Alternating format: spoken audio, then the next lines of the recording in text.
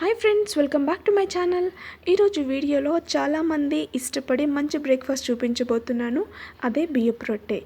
ఈ బియ్యపు రొట్టెని మనము మార్నింగ్ బ్రేక్ఫాస్ట్గా లేదా ఈవినింగ్ టైంలో స్నాక్గా కూడా చేసుకుంటే చాలా టేస్టీగా ఉంటుంది.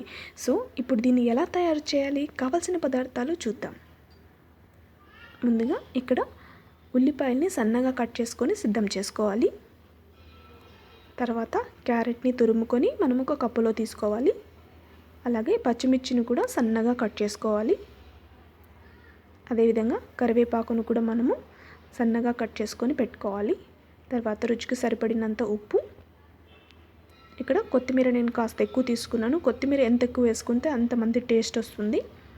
తర్వాత నువ్వులు, చివరగా జీలకర్ర. సో ఇలా కావాల్సిన పదార్థాలని సిద్ధం చేసుకోవాలి. ముందుగా ఇప్పుడు ఒక పెద్ద బౌల్లోకి బియ్యపు పిండిని యాడ్ చేసుకోవాలి. ఇప్పుడు బియ్యపు పిండిలోకి రుచికి సరిపడినంత ఉప్పును యాడ్ చేసుకోవాలి.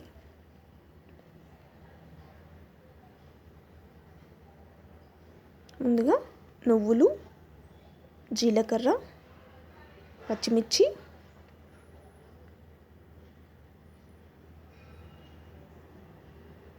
ఉల్లిపాయలు, క్యారెట్ తురుము, సన్నగా కట్ చేసుకున్న కొత్తిమీర,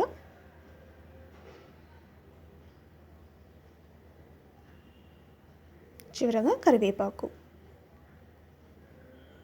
ఇలా ఇవన్నీ వేసుకున్న తర్వాత ఒకసారి మనం బాగా ఈ పదార్థాలన్నీ బియ్య పిండిలో కలిసే విధంగా కలుపుకోవాలి.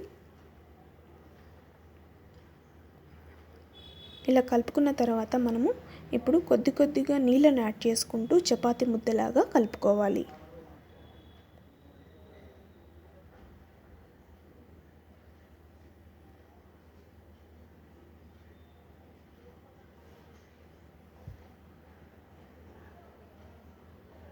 చూసారుగా, ఈ విధంగా మనము చపాతీ ముద్దలాగా కలుపుకోవాలి. కలుపుకొని మూత పెట్టుకొని ఒక 20 నిమిషాల పాటు మనము దీన్ని పక్కన పెట్టుకోవాలి.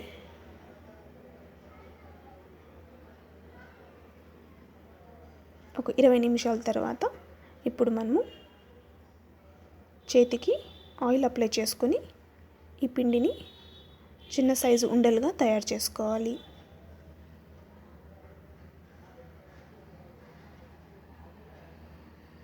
ఇలా అన్ని ఉండలు చేసుకున్న తర్వాత ఇప్పుడు బియ్యపు రొట్టెని 2 విధాలుగా ఎలా తయారు చేసుకోవాలో ఈ వీడియోలో చూపిస్తాను. మొదటి పద్ధతిలో మనము ఒక పాన్ తీసుకొని దానికి ఫస్ట్ ఆయిల్ అప్లై చేసుకోవాలి.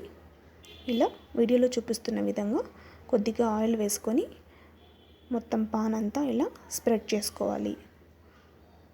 అంతా ఇలా అప్లై చేసుకున్న తర్వాత ఇప్పుడు పిండి ముద్దను తీసుకోవాలి.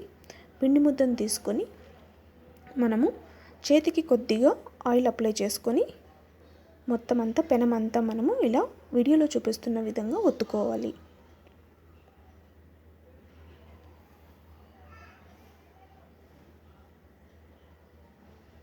చూసారుగా, ఎక్కడ మందం పలుచగా లేకుండా ఈవెన్గా మొత్తం పాన్ అంతా మనము ఇలా ఒత్తుకొని సిద్ధం చేసుకోవాలి.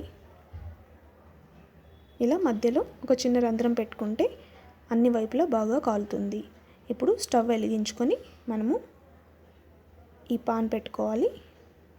ఇప్పుడు చుట్టూ కొద్దిగా ఆయిల్ అప్లై చేసుకొని మూత పెట్టుకొని మనము దీన్ని కుక్ చేసుకోవాలి.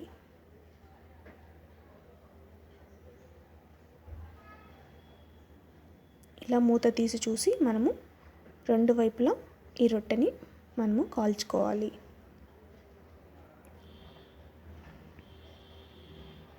చూసారుగా, 2 వైపులా కాలిపోయింది.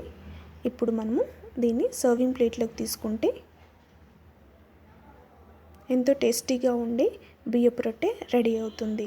ఇప్పుడు రెండో పద్ధతిలో ఈ బియ్యపు రొట్టెని ఎలా తయారు చేసుకోవాలో ఈ వీడియోలో చూద్దాం. ముందుగా నేను ఇక్కడ బటర్ పేపర్ని తీసుకున్నాను. మనకి షాప్స్లో, కిరాణా స్టోర్స్లో బటర్ పేపర్ అంటే దొరుకుతుంది. సో ఆ పేపర్ తీసుకుని ఫస్ట్ ఆయిల్ అప్లై చేసుకోవాలి. ఆయిల్ అప్లై చేసుకుని ఇలా పిండి ముద్దను తీసుకుని చేతులతో మెల్లగా మనము ప్రెస్ చేసుకుంటూ ఇలా రొట్టెని మనము రెడీ చేసుకోవాలి.